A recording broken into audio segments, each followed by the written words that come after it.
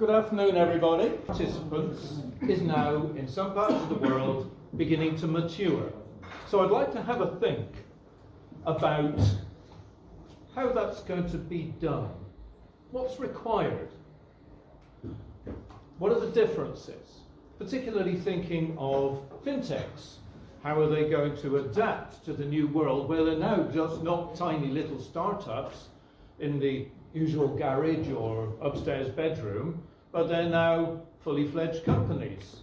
How are they going to adapt to that? Are they going to be able to adapt? How are banks going to adapt to the new opportunities that are arising? Now, I'm going to try, oh, thank you. Yeah, that's how we go at that. Could you hear me at the back anyway, by the way? Oh, great, okay. I'm actually going to have a go at recording this as well, so maybe this will help. We shall see. So, I'm going to try and get through this reasonably quickly.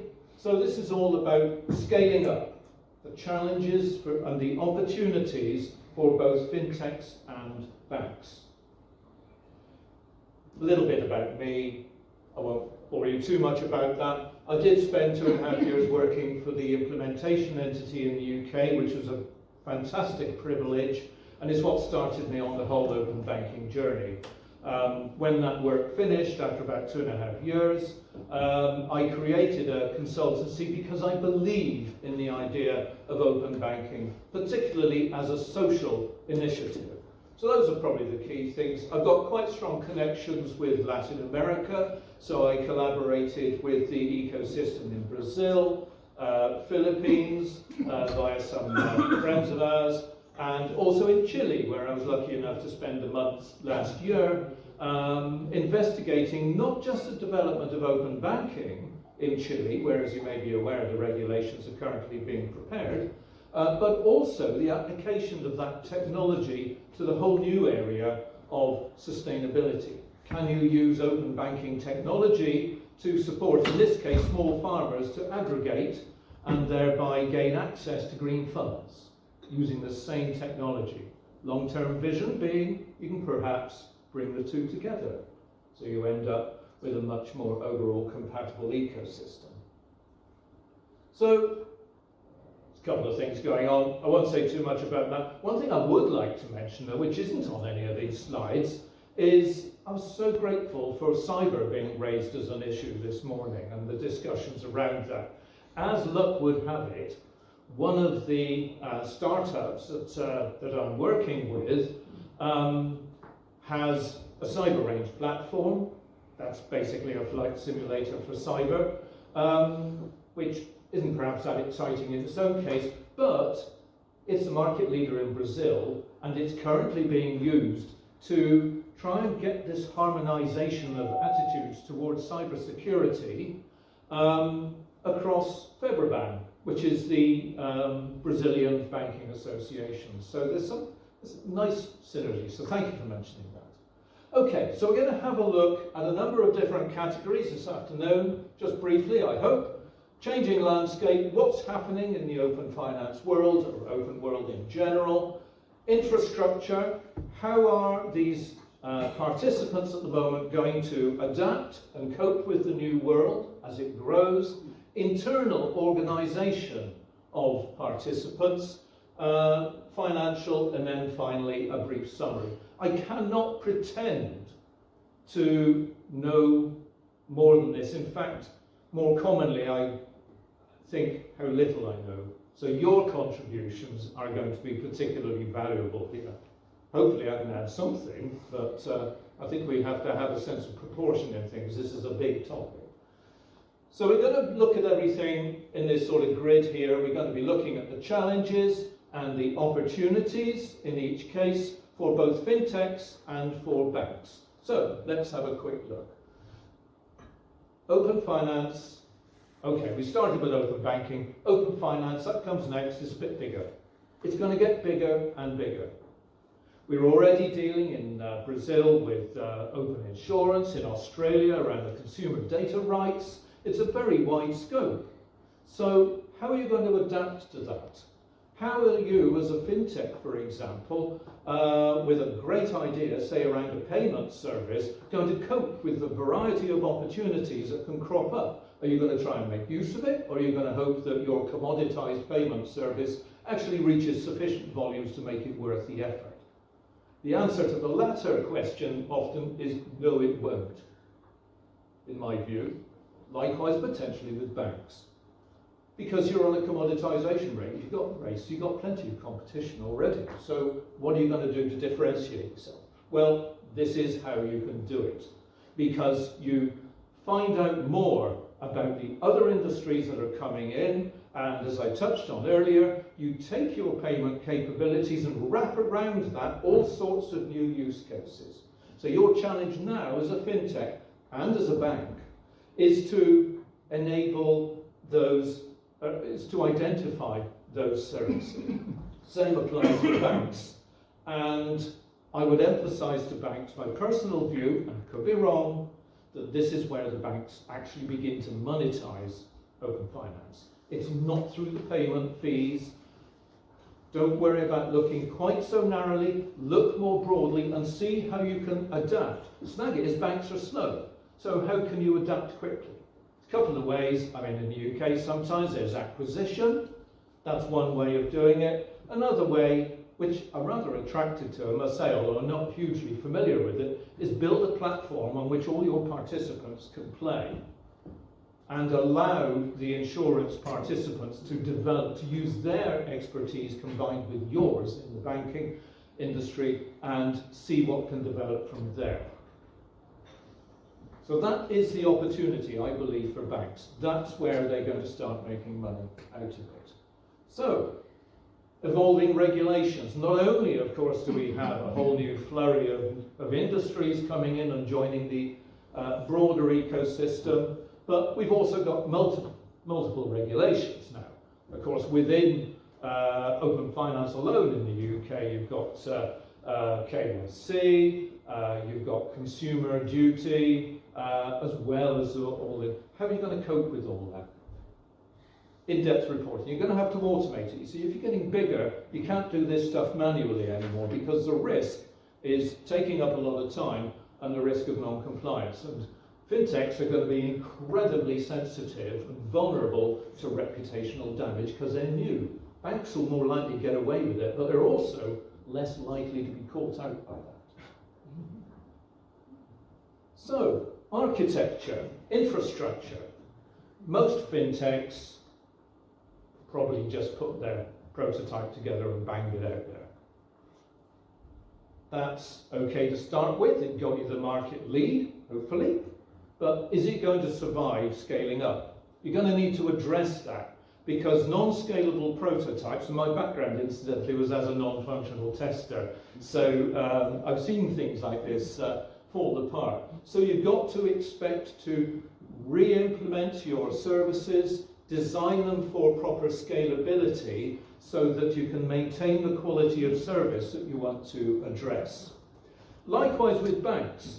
It was mentioned this morning, I forget the exact sum, an enormous amount of money allegedly spent on creating open banking in the UK, mostly by the banks, mostly by the CMA9, mostly with people with poor legacy architecture. That's where the money went. It didn't go in launching an API.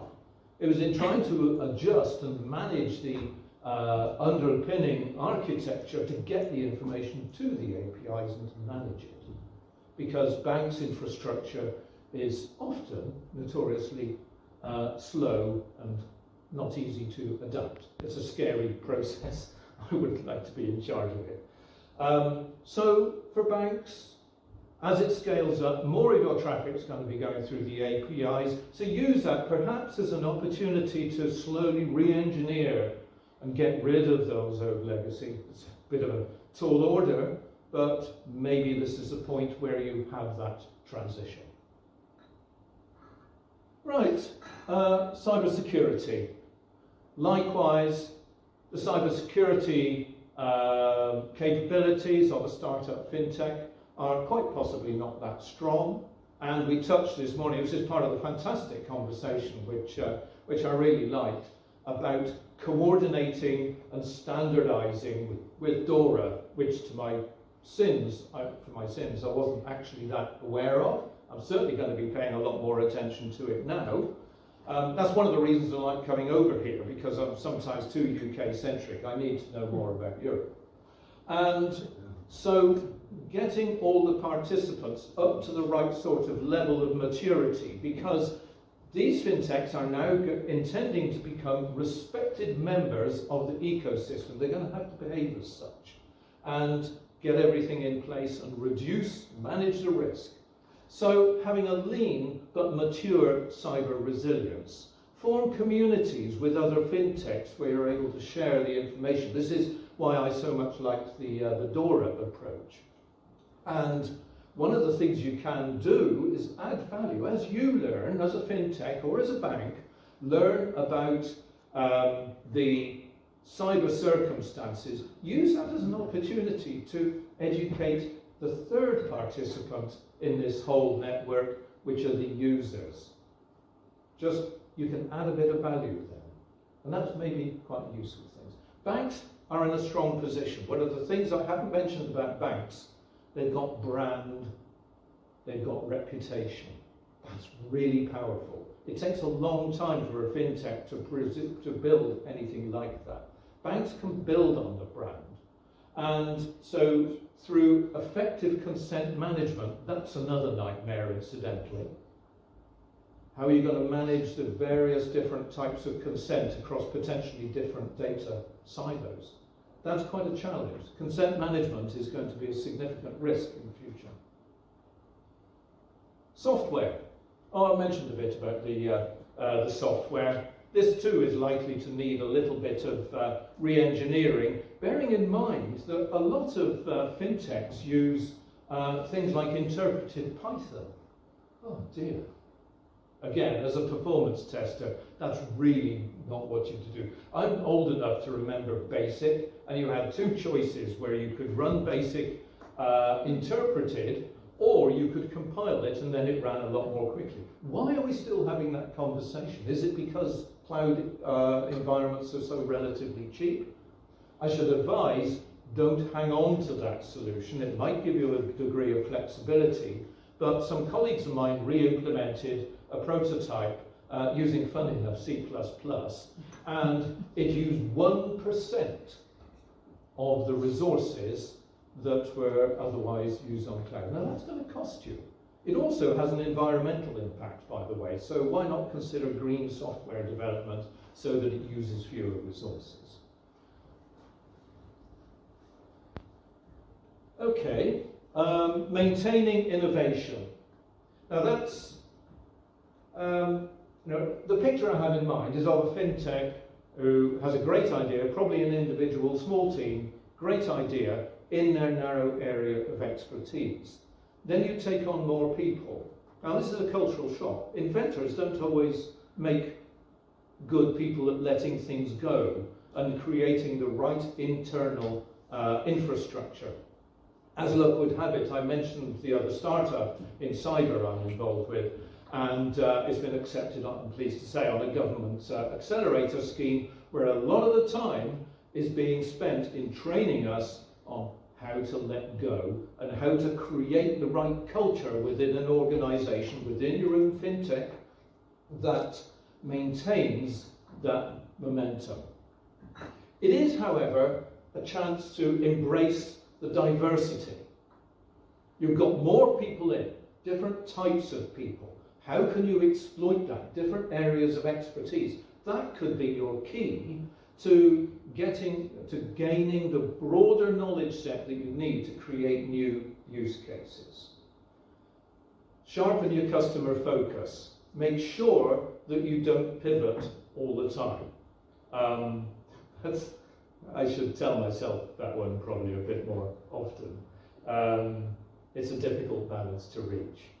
But I've got down here at the bottom the word Netflix. Well, I'd suggest, the reason that, it's a prompt for you to go and check out. You can Google it. It is, I believe, called the Netflix, cultural organization. That describes the type of people that they want to have, how to maintain the culture. It's a long slide set, but trust me, it's really, really effective and very powerful.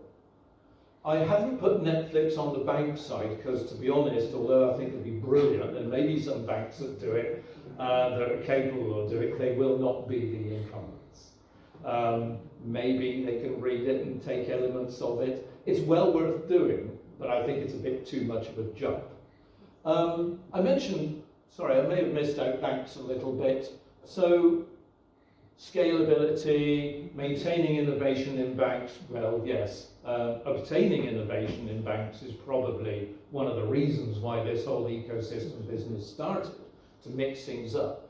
But one of the strengths a bank has is they're already big and they already may well have teams with expertise that can be valuable to you in helping develop those new use cases. However, avoid separate islands. There's of expertise. There is a bank which actually in the UK has quite a good reputation for its open banking service. However, that is done by a dedicated, small, embedded team within the incumbent bank. And you almost imagine that when they go and have their lunch, they go and sit at a separate table in the canteen. You know, they don't really talk to each other very much. Change management is the critical thing for banks. Not just the ability to put a technology there as an act of compliance, but the ability to learn and change this massive tanker in the right sort of direction. They have major change management issues or opportunities, whichever way you prefer to look at it. But an integrated gradual change towards this newer technological and cultural approach will serve the banks very well, I'm sure. Is it Barclays? I couldn't, can neither confirm nor deny. But they're a fantastic team, I like them very much.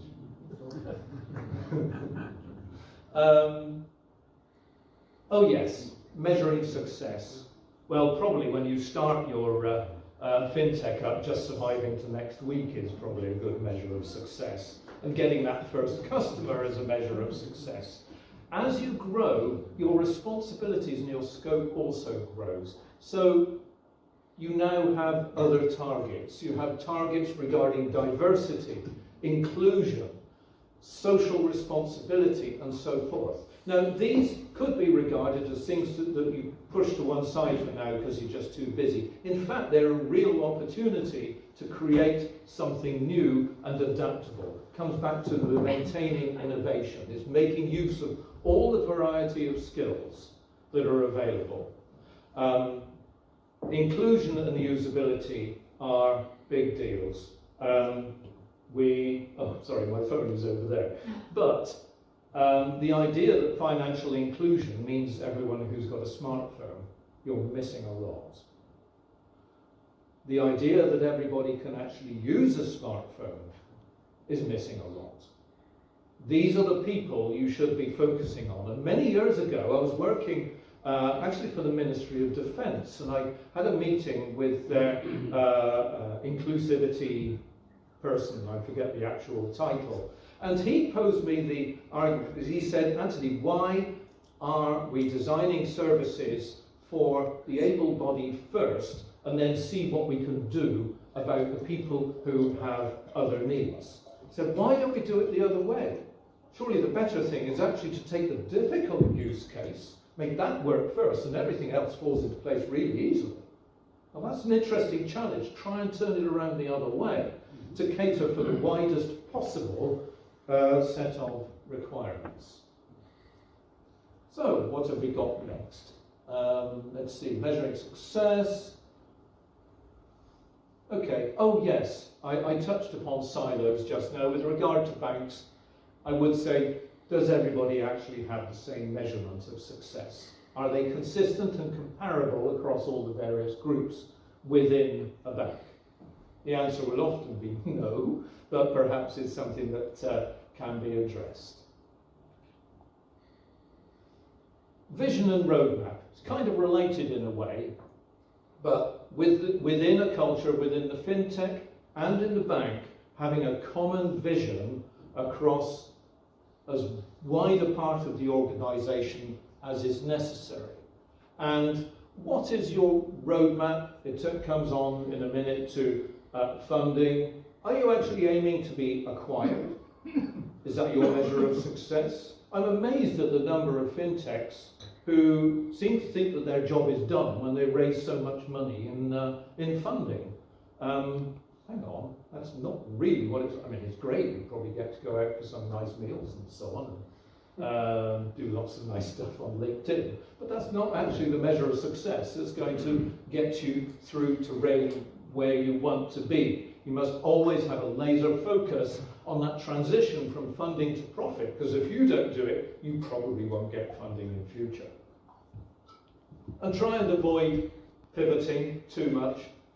I always feel guilty when I think of that, because it's hard not to, and sometimes you have to. You know, there's a difference between flexibility and basically bloody-mindedness, just carrying on with something for the sake of it. You have to be open to the learning opportunities, but without doing it every week, I suppose. So create a roadmap in which everybody is bought into. With the banks, combine the best of the tradition, the brand, and the customer-centric innovation, and everybody together can capitalize on the size that they have now successfully given. Finally, funding. Losing control of the finances. What was good enough at the beginning might well not be good enough as you scale up. Now, probably your equity funder will have some fairly sharp lessons to teach you in this respect. But do watch out for that, because, of course, when you select a funding partner, do try and find somebody that knows the business as well as you do, and who can add value much beyond simple money in your account, because they will not understand your world adequately and will probably end up arguing with you about what you should be doing. So bring investors in who add value in multiple ways and know your business, so that in a way they act as an extension of your own vision and enable you to see things in that broader context. And one of the nice spin-offs is, if you do the preparation thoroughly, then when it comes to your IPO, you'll be getting through all the diligence stuff that much more clearly. And of course, much of this is staged as well, so that you won't get the money as a CEO until later on. You continue the process. So prepare for that continuing process after the IPO to improve the probability that you do get your final payoff. Okay, summary. So it's complex. There's a lot of changing challenges. You started off with a brilliant idea that may well need to change. Growth can dilute both the clarity and the drive that originally got you into that position. Try to cope with that. And also the risks grow both in complexity. Think of multiple data silos, multiple countries, different GDPR regulations and so on, regulations in different industries. The complexities are going to grow, I should imagine, exponentially. So working on adapting to the bigger world, and keep that clear vision, and having more people use the skills of those people, choose the right people. The Netflix idea comes to mind again, but use them to assist you through that process. And siloed for banks, open banking team, they're going to be overwhelmed. It's going to be too difficult, and decisions may be made that don't suit. Okay. So, I think, thank you very much. That's me. Any questions?